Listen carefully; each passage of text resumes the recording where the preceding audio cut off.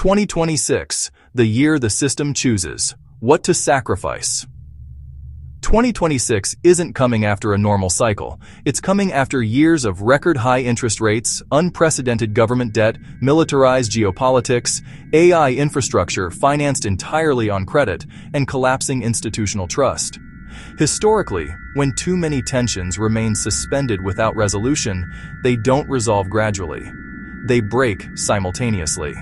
What I'm about to show you isn't science fiction. These are plausible chains of events built on dynamics already visible today. And if even two of these scenarios happen at once, we're not looking at a recession. We're looking at a controlled demolition of the system as we know it. Let's get into the 6 apocalyptic scenarios that could define 2026. This is the most underestimated threat, and it won't look like 2008. Here's what happens. Zombie companies, especially in tech, AI, and commercial real estate, can't refinance their debt. Corporate bonds become toxic. But here's the twist. Stock markets hold steady while credit markets seize up beneath the surface. The signal won't be the S&P 500 crashing. It will be credit spreads exploding, bond issuances failing, and off-balance sheet liabilities suddenly appearing on corporate balance sheets. When credit stops flowing, the economy doesn't slow down. It shuts off. Companies can't make payroll. Supply chains freeze. Banks stop lending to anyone without perfect collateral. And here's the darker interpretation. The system won't save everyone. It will save strategic nodes, the companies and institutions deemed systemically important, and let everything else fail to clean out the excess.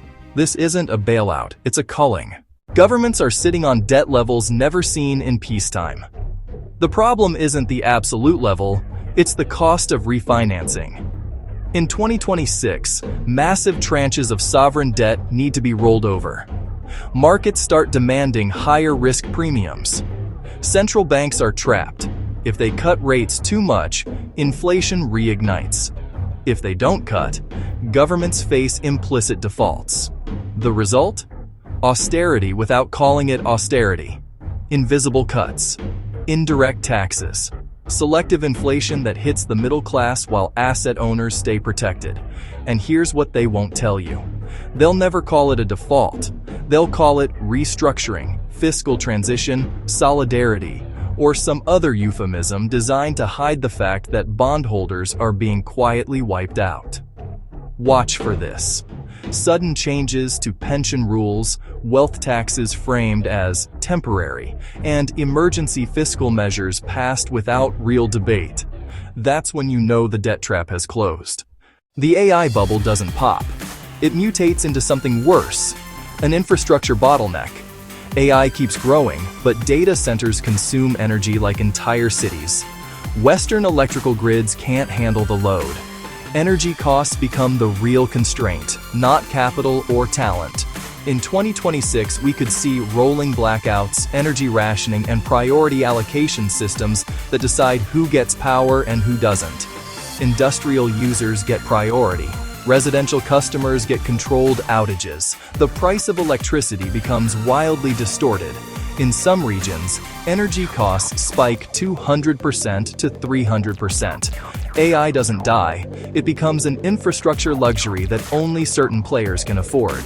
And here's the conspiratorial layer. Whoever controls energy plus semiconductor supply controls information, productivity, and political power. If you can't afford compute, you can't compete. And that's not an accident. That's a feature.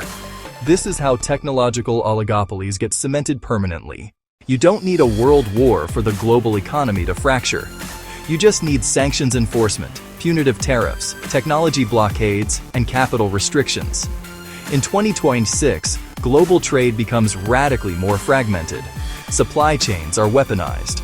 Countries face binary choices: align with us or lose access to our markets, our technology, and our financial system. We're already seeing this with Venezuela, where the US is physically seizing oil tankers.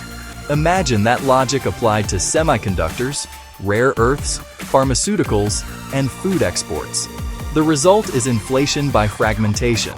Not general inflation, but localized price explosions in specific goods based on who has access and who doesn't. And here's the twist. Globalization doesn't get destroyed. It gets selectively granted only to aligned nations. Trade becomes conditional. Supply chains become political weapons. And neutral countries get squeezed until they pick a side. The economic world splits into blocks, and being in the wrong block means poverty, not just inconvenience. This is the most dangerous scenario because it doesn't show up in economic data until it's too late. Continuous scandals, elites perceived as untouchable, official narratives that nobody believes, institutions that have lost all credibility. When trust collapses, money stops circulating, investments freeze, politics radicalizes, markets become hysterical. Trust is the invisible glue that holds capitalism together. When people stop believing the rules apply fairly, they stop playing by the rules. In 2026, this could manifest as mass tax evasion, capital flight into hard assets, withdrawal from formal financial systems, and the rise of parallel economies operating outside official channels. Governments respond with more control, more surveillance, more coercion, which accelerates the loss of trust. It's a doom loop. And here's the dark part. You don't need to control everything if nobody believes in anything. Chaos is control. Confusion is compliance. When people don't know what's real, they stop resisting. In 2026, we could see an acceleration of central banks and institutions moving into gold, reducing exposure to politically weaponized currencies, and building parallel payment systems. Not because the dollar dies, but because monetary neutrality is no longer guaranteed. Your reserves can be frozen. Your payments can be blocked. Your currency can be sanctioned. Gold becomes the only asset with no counterparty risk. It's not someone else's liability. It can't be hacked, sanctioned, or inflated away by a central bank with political priorities. And this isn't nostalgia. This is a rational hedge against the politicization of money. When monetary policy becomes a weapon, you need an asset that exists outside the system. The conspiratorial interpretation? We're watching the foundation being laid for a post-dollar monetary order. Not a collapse, but a transition. And gold is the bridge asset while the new system gets built. The real fear isn't one scenario. It's several happening simultaneously. Credit markets seizing up while energy costs spike. Trust collapsing while geopolitics fractures trade. AI infrastructure draining capital without returning immediate value. Sovereign debt rolling over at unsustainable rates. Historically, this is how great resets happen. Not announced, not coordinated, but inevitable. Here's the key insight. 2026 won't be the year of total collapse. It will be the year the system chooses what to sacrifice to survive. Some companies will be saved. Others will be liquidated. Some countries will get support. Others will be abandoned. Some assets will be protected. Others will be inflated away. The question isn't whether there will be pain. The question is, who bears it?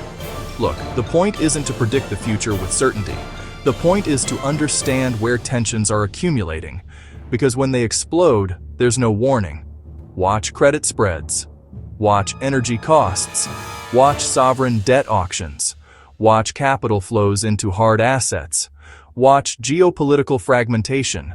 These aren't separate stories. They're parts of the same system under extreme stress. 2026 could be the year that stress finds its breaking point.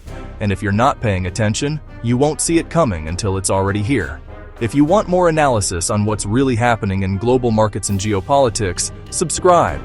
And let me know in the comments which scenario you think is most likely. I'll see you in the next one.